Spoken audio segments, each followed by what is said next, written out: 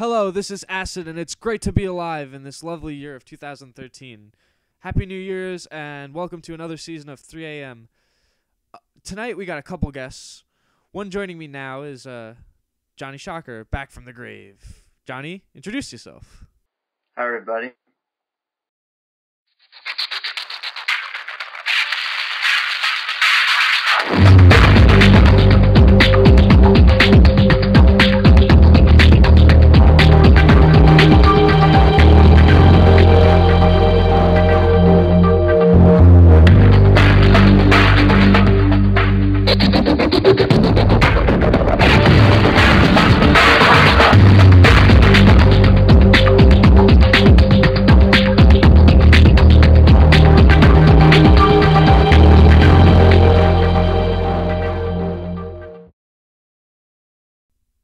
Anyway, look at that lovely intro. Beautiful. Tonight we're going to be talking about shock value in entertainment. And I believe Johnny wants to expand upon that a little. Why don't you tell him? Yes. I'm here tonight to talk about shock rock and from birth into where we are now. Now, when you say shock rock, Yes. sorry to cut you off, but when you say shock rock, what exactly do you mean? Shock rock, what I'm saying is all about stage performance, lyrics, and I guess just the band's appearance. All right, so give me an example, like something that would, I don't know, make people turn twice or something. Like what? Well, one of the bigger, more well-known shock rock bands is called Gwar. Oh, of course, yes. Do put on a pretty, elaborate stage show. Many people, keeps many people talking and parents concerned. Yeah, that's right. Now, let me ask you a question. What do you feel qualifies a band to be a shock rock band? Well, it's simple. If the band shocks people, if they do something that no one else has done before, that's considered to be shock rock. Well, there are a lot of bands that have done that. Well, more specifically, it's bands that there's a difference between bands that do it and just copy and do spin off what people do. Well, so let me stop you for a second. When I think shock rock bands, I think of stuff that has to do with like taboos, like lots of violence, maybe satirically, portraying, like you said, Gwar, like they execute people on stage, like, I don't know, they've executed Marilyn Manson, they've executed Lady Gaga, stuff like that. Yeah. Mm-hmm. So when I think shock rock, I think of something that's like taboo, something that people not necessarily don't want to see, but don't expect to see. Yeah. And that's also, besides from, performances like that, I'm going to go aside also. I want to start talking about the shock rock known as, not much of the live show, but the lyrics, the explicit content. Bands, one, they're not shock, they're glam, but Twisted Sister. Right. Their lyrics, put them in court. Yeah, the Filthy 15. Yeah, they had, I think one was We're Not Gonna Take It was one of them. Yeah. Parents were all over them for that. As much as I want to talk about this, I feel like with the short amount of time that we have, we should get right to the point. Now tell me, where do you think that shock rock began? Where is its roots? Well, let's see. I gotta look back to the 50s and the 60s. One, a jazz musician, a blues musician, Screaming Jay Hawkins. Ah, of course. Yes. And that was all about not necessarily performance, but just the way he dressed. He would dress in like a lot of voodoo wardrobe, dance around with skulls. And the next one, Arthur Brown of the 60s. Fire? Exactly. Yeah, he would dance around with fire on his head. Who expects that, at that time to... Yeah. I can see with lyrics, there are a lot of metal bands around that try to copy that sort of scene. How do you feel about that? Um, well, um, in my opinion, I don't. I think I don't like that people are not people. The bands are losing their own, being creative and making their own stuff instead of taking what someone else has done and making it into something different. I don't think that's very shocking nor creative at all. It's just more of the same. Yeah. Yeah, I see what you're saying. May I say something about lyrics? Sure, go ahead. Also, kind of his performance too. Marilyn Manson. Marilyn Manson lyrics, definitely, shock people, parents, getting their kids, a lot of about satanic, worship, worshiping, Yeah, Antichrist. so Yeah, Antichrist, all that. yeah, I know. So that was big at the time. Right. Quick question. In no particular order, who do you think the 5 greatest shock rock artists are? Okay. Well, I'm not going to put an order, but number one has to be Alice Cooper. Yeah, I was about to say, if you don't mention him, then I don't know what you're doing. He started everything. He took whatever it was that was shocking and made it big. Anyway, Alice Cooper, Right. definitely Guar. Guar, of course. I'm going to say Wasp. Wasp? Yes. Wasp is probably on their third, I would say. Marilyn Manson. Of course. And I guess for the fourth one, I would say Rammstein. Rammstein? Yeah. Well, I know their lyrics are particularly smutty, but why would you call them shock rock?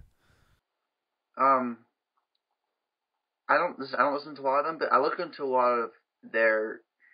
Yes, their lyrics are actually very shocking. Even though it's in German, you read them and it is. Yeah. But they use so much pyro, and actually they have have people have sex on stage before, and that's not done anywhere. I mean, actually, and this isn't really on purpose, but I know people who have gone to Billy Idol concerts, and it wasn't exactly requited, but he had a lot of very crazy female fans who would do things to him.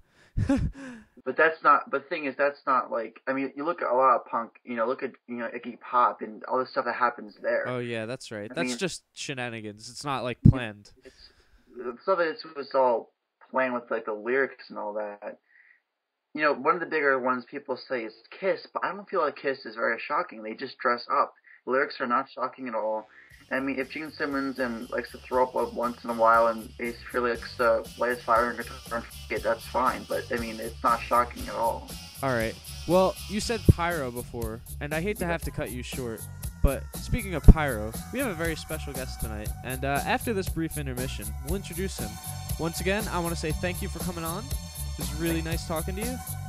Thanks for having me. Talking to the master himself. Anyway, we'll be back in a brief moment with our next guest. Stay tuned.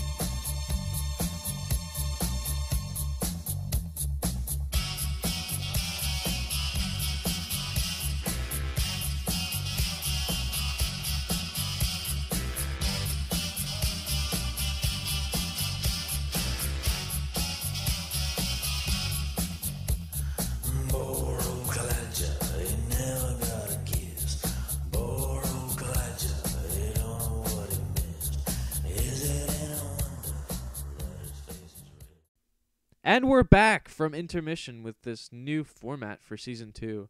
As earlier mentioned, we have a very special guest tonight. Joining me once again is Pyro, ladies and gentlemen. Hey, what's up, guys? Well, as we were talking about before, shock value. Shock rock bands, and more importantly, just generally, the reaction audiences get when the performers do something that isn't really expected. Pyro, you want to elaborate on this a bit? Yeah, well, if you're talking about, like, performers, like, on stage, whether it be music, whether it be... Yeah, whatever medium. Any media, okay. Or medium, whatever. man. Okay, Like anything. perfect example would be a game that was on the NES or SNES, I forget which. It was, I believe, Wolfenstein. Oh, Nazi killing. I got you. I know Yeah, where you're going with this, but go ahead. yeah, but I believe it was released in Japan first, correct? I'm pretty sure. Okay. Yeah. Well, in the pre in the pre production of it, it was originally planned to be killing Nazis, and in the end product, you were killing Nazis, but they really watered it down to Really? try and yeah. Explain. I don't really know too much about Wolfenstein. I'm more of a Doom guy myself, but All right. Well, I one of the major things was in the before they did all the final cuts in the final product of the game, there were swastikas all over the place in game. Really?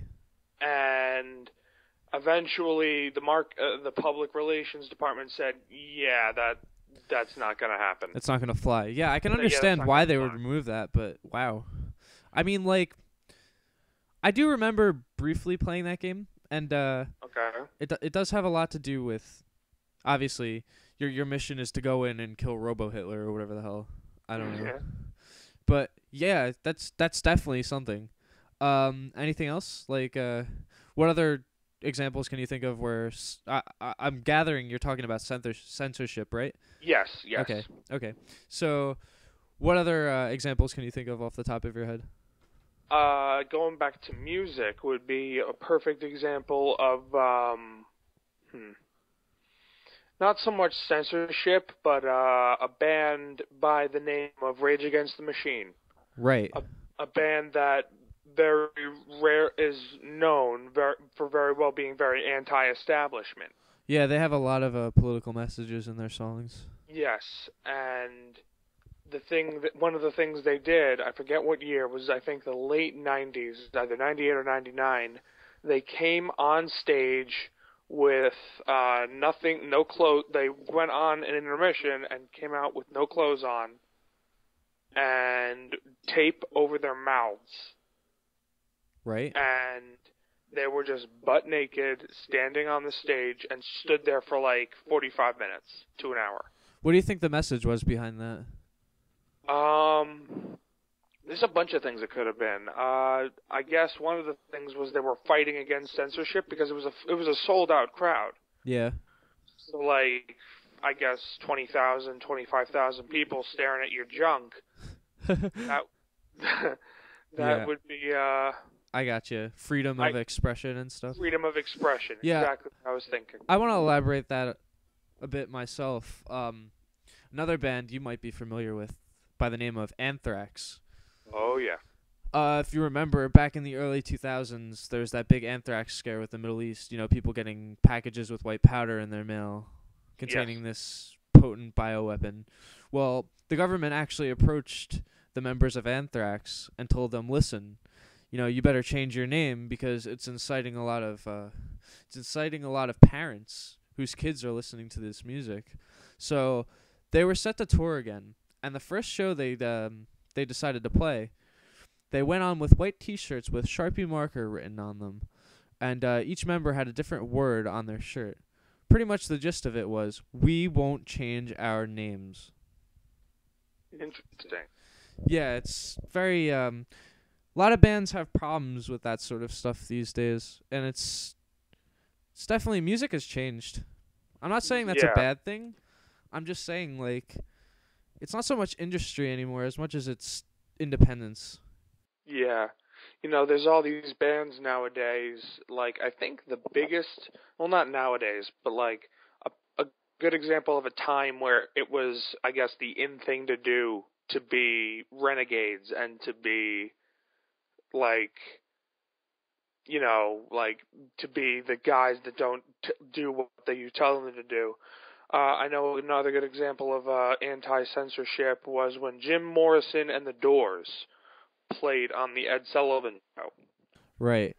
Let me drag you away from that for a second. Okay. Something that you might be a little bit more comfortable with. Well, I'm not saying you're not comfortable with this, but I hear you're a wrestling fan. Oh yeah. You remember Attitude Era? I grew up with that stuff. There's a lot of things. Do you remember? I'm thinking of a certain situation in particular where Vince McMahon, CEO of WWF, now WWE, goes to Booker T, an African American wrestler, and calls him. He drops the N-bomb on national television. Do you think that would fly these days? I actually remember that episode of I believe it was Raw or SmackDown, whichever it was, but I remember hearing about it on the news the next day. I had actually missed that episode of whatever show it was. It was a weekly show that happened. Well, yeah, nightly, episodic, blah blah blah. Yeah, you know the saying, obviously. Yeah. It was a weekly show, and I heard about it on the news the next morning because I missed it that night for whatever reason it was, and the news headline was Vince McMahon. I'm trying to remember what it was. Vince McMahon is racist or something along those lines. And I remember the first person they interviewed was Reverend Al Sharpton. Oh God. Personally, I believe is just a guy who looks for anything he can. Yeah. Just to stir people up. Well, listen, I hate to cut you short, but we're running a bit short on time. So I want to thank you for coming. Absolutely. Anytime. Next time on 3 a.m.? Well, I guess that's up to the guests' consensus. This has been Pyro. Yep. And adios.